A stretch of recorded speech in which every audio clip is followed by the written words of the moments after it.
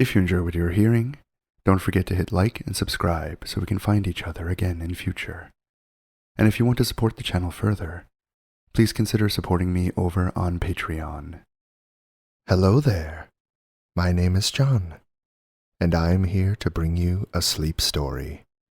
So find some place comfortable, lie back, let your arms and legs fall slack at your sides, take a deep breath, and close your eyes. Tonight, we return to the swashbuckling intrigue on the streets of Paris, as we continue with The Three Musketeers by Alexandre Dumas. Chapter 7. The Interior of the Musketeers.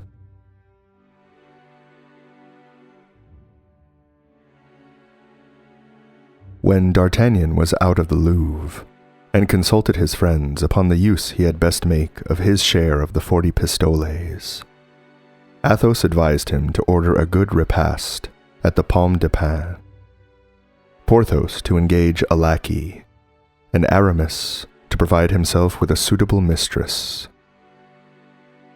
The repast was carried into effect that very day, and the lackey waited at table.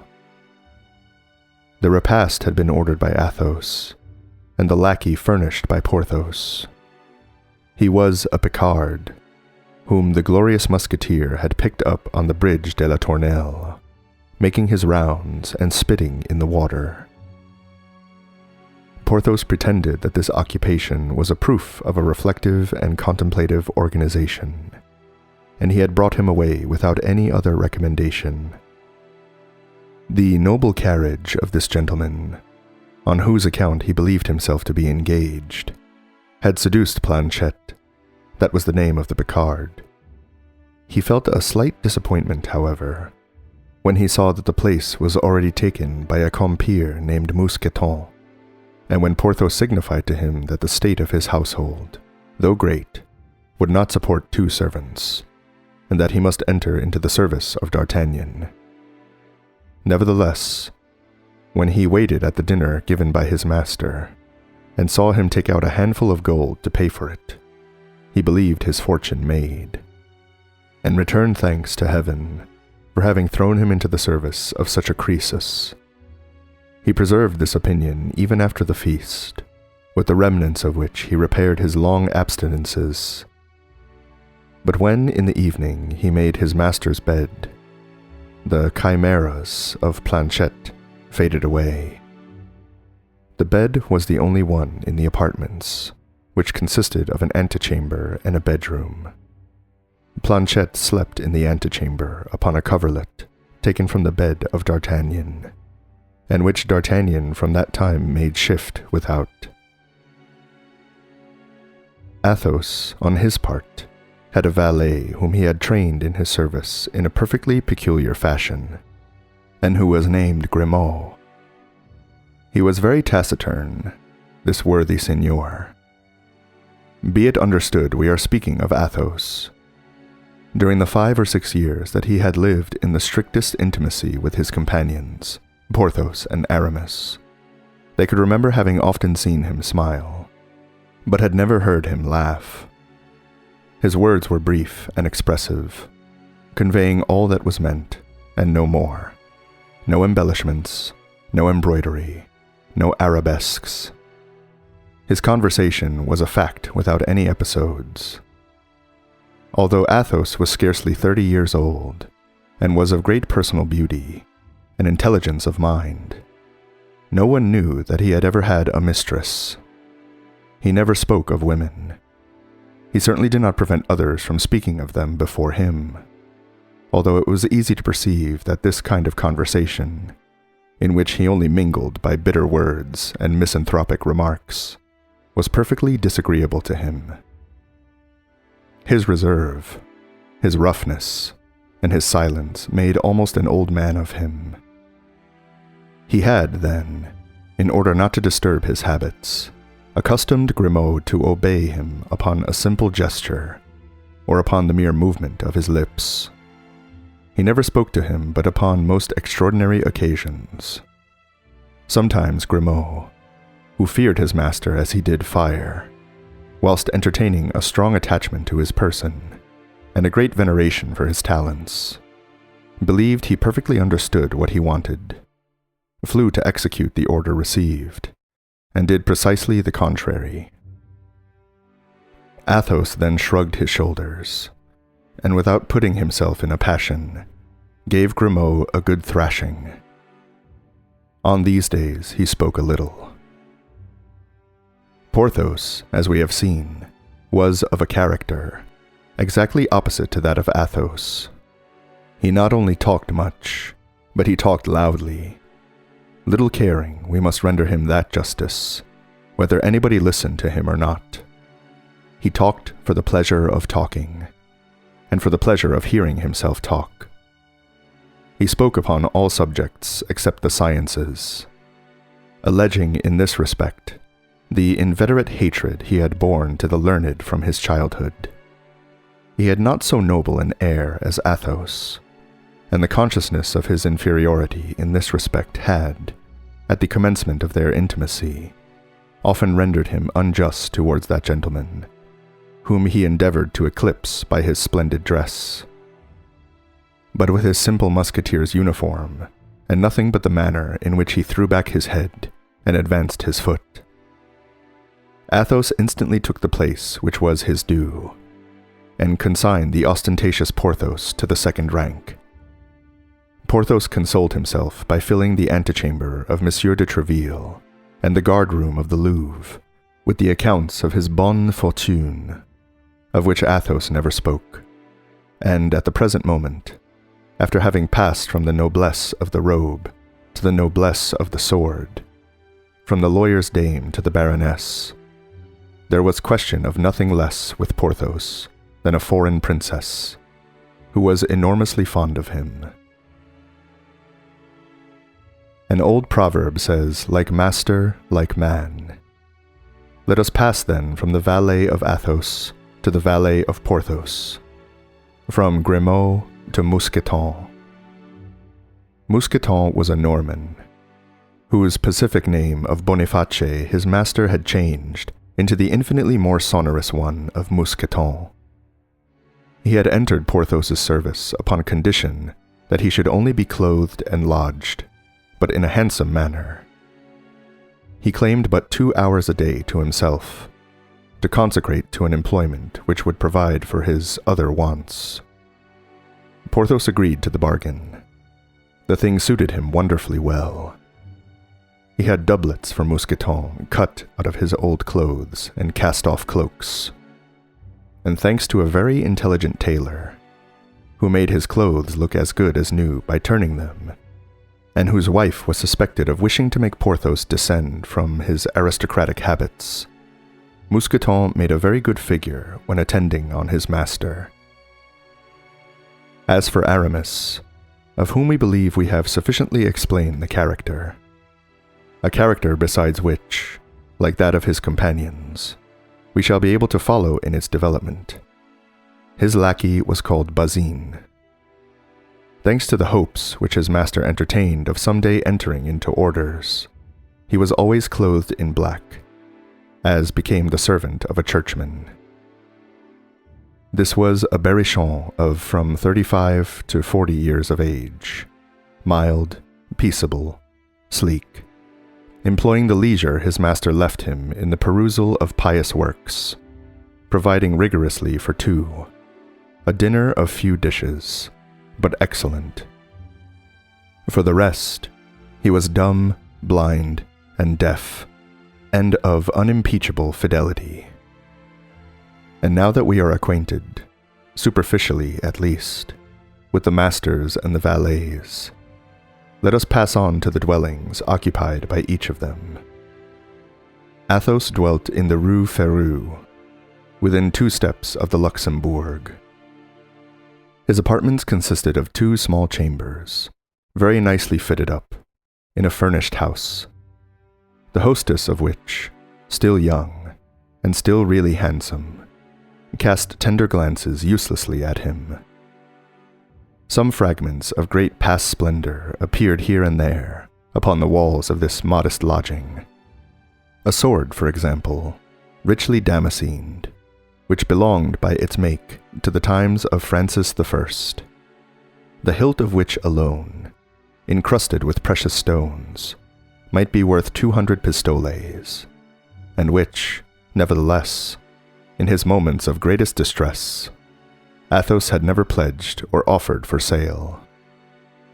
This sword had long been an object of ambition for Porthos. Porthos would have given 10 years of his life to possess this sword. One day, when he had an appointment with a duchess, he endeavored even to borrow it of Athos. Athos, without saying anything, emptied his pockets, got together all his jewels, purses, aiguillettes, and gold chains, and offered them all to Porthos. But as to the sword, he said, it was sealed to its place, and should never quit it, until its master should himself quit his lodgings. In addition to the sword, there was a portrait representing a nobleman of the time of Henry III, dressed with the greatest elegance, and who wore the Order of the Holy Ghost, and this portrait had with Athos certain resemblances of lines, certain family likenesses, which indicated that this great noble, a knight of the orders of the king, was his ancestor. Besides these, a casket of magnificent goldsmith's work, with the same arms as the sword and the portrait, formed a middle ornament to the mantelpiece, which assorted badly with the rest of the furniture.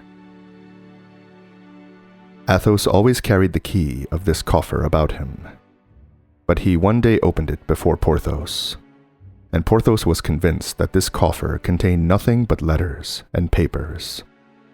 Love letters and family papers, no doubt.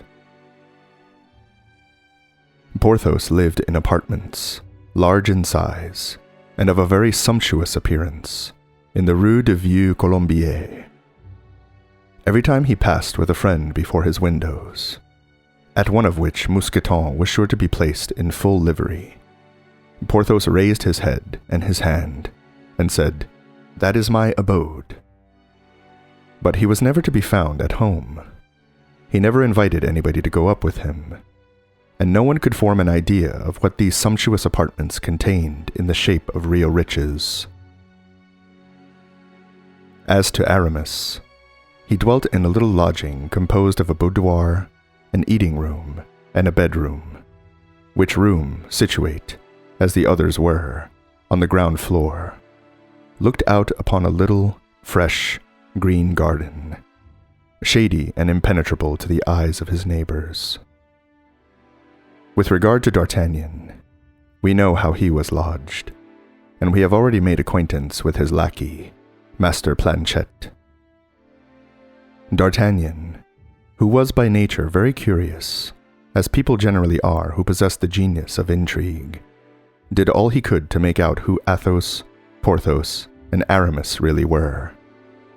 For under these noms de guerre, each of these young men concealed his family name. Athos in particular, who savored of the noble a league off. He addressed himself then to Porthos, to gain information respecting Athos and Aramis, and to Aramis, in order to learn something of Porthos. Unfortunately, Porthos knew nothing of the life of his silent companion, but that which had transpired. It was said he had met with great crosses in an affair of the heart, and that a frightful treachery had forever poisoned the life of this gallant young man. What could this treachery be? All the world was ignorant of it. As to Porthos, except his real name, which no one but Monsieur de Tréville was acquainted with, as well as with those of his two comrades, his life was very easily known. Vain and indiscreet, it was as easy to see through him as through a crystal. The only thing to mislead the investigator would have been for him to believe all the good he said of himself. With respect to Aramis, whilst having the air of having nothing secret about him, he was a young fellow made up of mysteries, answering little to questions put to him about others, and eluding those that concerned himself. One day, D'Artagnan, having for a long time interrogated him about Porthos, and having learned from him the report which prevailed concerning the bonne fortune of the musketeer with the princess, wished to gain a little insight into the amorous adventures of his interlocutor. "And you, my dear companion," said he, "you who speak of the baronesses, countesses, and princesses of others." "Pardon you, I spoke of them because Porthos talked of them himself, because he has cried all these fine things before me. But be assured, my dear Monsieur d'Artagnan, that if I had obtained them from any other source, or if they had been confided to me, there exists no confessor more discreet than I am." "Oh, I don't doubt that," replied D'Artagnan. "But it seems to me that you are tolerably familiar with coats of arms, a certain embroidered handkerchief, for instance, to which I owe the honor of your acquaintance." This time Aramis was not angry, but assumed the most modest air, and replied in a friendly tone, "My dear friend, do not forget that I wish to belong to the church, and that I avoid all mundane opportunities. The handkerchief you saw had not been given to me, but had been forgotten, and left at my house by one of my friends.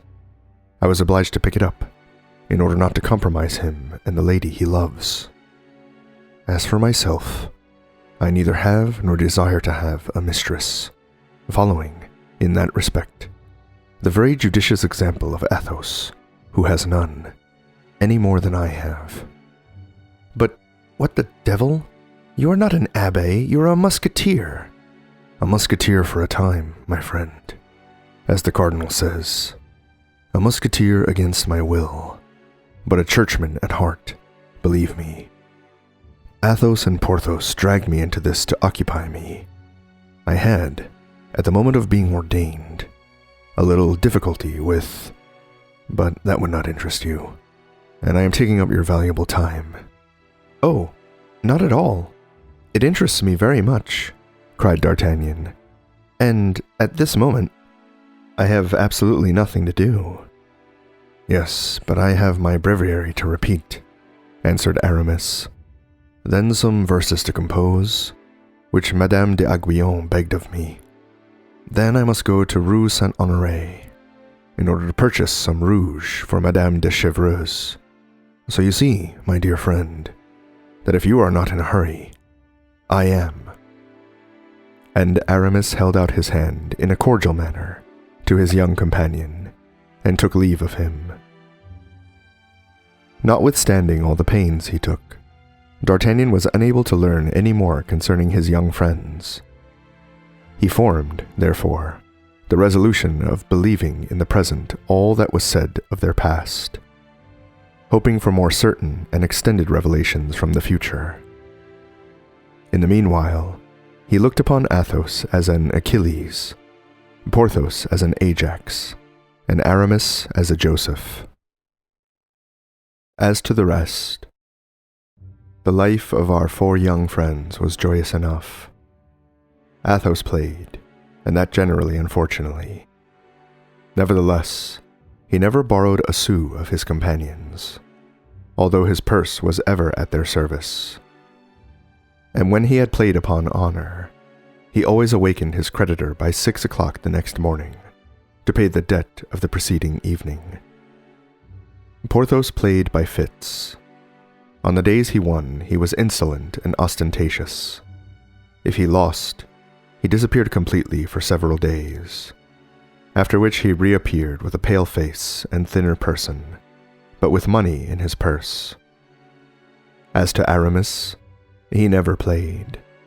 He was the worst musketeer and the most unconvivial companion imaginable. He had always something or other to do. Sometimes, in the midst of dinner, when everyone, under the attraction of wine and in the warmth of conversation, believed they had 2 or 3 hours longer to enjoy themselves at table, Aramis looked at his watch, arose with a bland smile, and took leave of the company, to go, as he said, to consult a casuist with whom he had an appointment. At other times he would return home to write a treatise, and requested his friends not to disturb him. At this, Athos would smile, with his charming melancholy smile, which so became his noble countenance, and Porthos would drink, swearing that Aramis would never be anything but a village curé.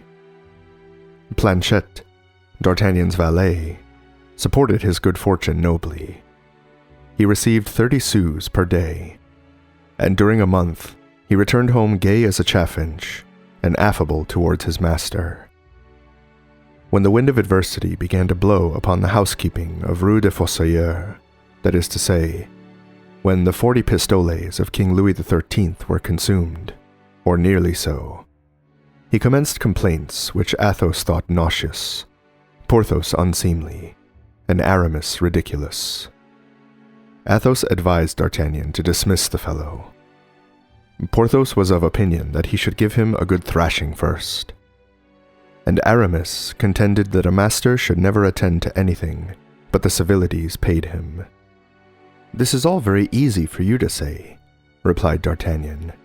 "For you, Athos, who live like a dumb man with Grimaud, who forbid him to speak, and consequently never exchange ill words with him.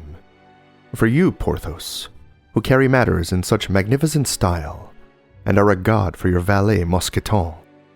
And for you, Aramis, who, always abstracted by your theological studies, inspire your servant Bazin, a mild, religious man, with a profound respect. But for me, who am without any settled means, and without resources, for me, who am neither a musketeer nor even a guard, what am I to do to inspire either affection, terror, or respect in Planchet?" "The thing is serious," answered the three friends. "It is a family affair. It is with valets as with wives. They must be placed at once upon the footing in which you wish them to remain. Reflect upon it." D'Artagnan did reflect, and resolved to thrash Planchet in the interim, which was executed with the conscience that D'Artagnan placed in everything. Then, after having well beaten him, he forbade him to leave his service without his permission, for, added he, "the future cannot fail to mend. I inevitably look for better times. Your fortune is therefore made if you remain with me, and I am too good a master to allow you to miss such a chance by granting you the dismissal you require." This manner of acting created much respect for D'Artagnan's policy among the Musketeers. Planchet was equally seized with admiration, and said no more about going away. The life of the four young men had become common.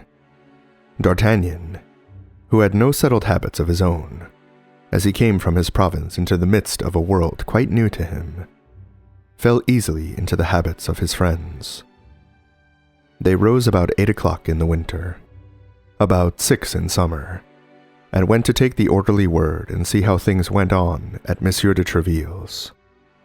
D'Artagnan, although he was not a musketeer, performed the duty of one with remarkable punctuality. He went on guard, because he always kept company with that one of his friends who mounted his. He was well known at the Hotel of the Musketeers, where everyone considered him a good comrade. Monsieur de Tréville, who had appreciated him at the first glance, and who bore him a real affection, never ceased recommending him to the king. On their side, the Three Musketeers were much attached to their young comrade. The friendship which united these four men, and the want they felt of seeing each other 3 or 4 times a day, whether for duel, business, or pleasure, caused them to be continually running after one another like shadows, and the inseparables were constantly to be met with seeking each other, from the Luxembourg to the Place Saint-Sulpice, or from the Rue de Vieux-Colombier to the Luxembourg. In the meanwhile, the promises of Monsieur de Tréville went on prosperously. One fine morning the king commanded Monsieur le Chevalier des Arts to admit D'Artagnan as a cadet in his company of guards. D'Artagnan, with a sigh, donned his uniform, which he would have exchanged for that of a musketeer at the expense of 10 years of his existence. But Monsieur de Treville promised this favor after a novitiate of 2 years, a novitiate which might, besides, be abridged if an opportunity should present itself for D'Artagnan to render the king any signal service, or to distinguish himself by some brilliant action. Upon this promise, D'Artagnan retired, and the next day entered upon his duties. Then it became the turn of Athos, Porthos, and Aramis to mount guard with D'Artagnan when he was on duty. By admitting D'Artagnan, the company of Monsieur le Chevalier des Arts thus received 4 instead of 1.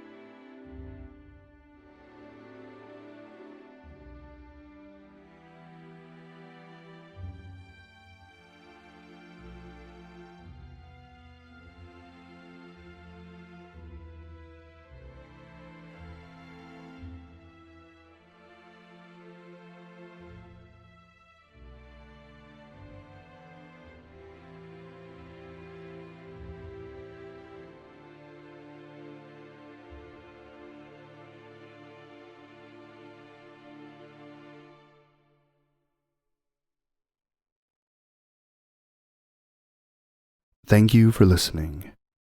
If you enjoyed this sleep story, feel free to leave a like and a comment. Extra special thanks goes out to my wonderful patrons, including my co-author tier patrons Ellen Marie, Brian Krob, Mehmet, Temi Tayo, Eris, Tasha, Janet, and Lexi What We Got. Their generous support helps keep this channel going. If you too would like to support the channel and get early access to videos, please consider joining us over at Patreon. Link is in the description. If you would like to hear more sleep stories like this, don't forget to subscribe and ring the bell for all notifications. I upload a new story here each and every week. Thank you again for listening, and pleasant dreams. Good night.